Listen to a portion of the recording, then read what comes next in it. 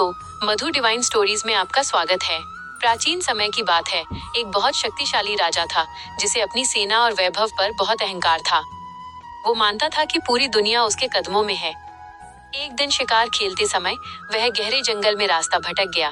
थककर जब वो एक बरगद के पेड़ के नीचे पहुंचा, तो वहां उसने एक वृद्ध साधु को गहरे ध्यान में बैठे देखा। राजा ने बड़े घमंड से चिल्लाकर कहा, ऐ तपस्वी, आंखें खोलो, देखो तुम्हारे सामने इस धरा का सम्राट खड़ा है। मुझे प्यास लगी है, तुरंत पानी का प्रबंध करो। साधु शांत रहे और उन्होंने अपनी आंखें नहीं खोली। राजा का क्रोध सातवें आसमान पर पहुंच गया। उसने अपनी तलवार निकाली और चीखते हुए कहा, क्या तुम्हें अपनी जान प्यारी नहीं? मेरी आज्ञा का उल्लंघन करने का साहस कैसे किया? तभी साधु ने बहुत ही शांत स्वर में अपनी आंखें खोली और मंद मुस्कान के साथ बोले, राजन, जिस प्यास के लिए आप तड़प रहे हैं उसे बुझाने की शक्ति भी आपके पास नहीं है। तो फिर ये झूठा अहंकार किस बात का? याद रखिएगा, मृत्यु के द्वार पर सम्राट और भिखारी दोनों खाली हाथ ही खड़े होते हैं। वहां आपकी तलवार नहीं, केवल आपकी विनम्रता और दया काम आएगी।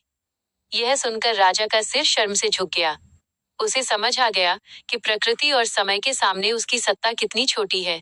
उसने तुरंत साधु के चरणों में गिरकर क्षमा मांगी और संकल्प लिया कि वह अब से अपना जीवन प्रजा की सेवा और प्रेम में व्यतीत करेगा।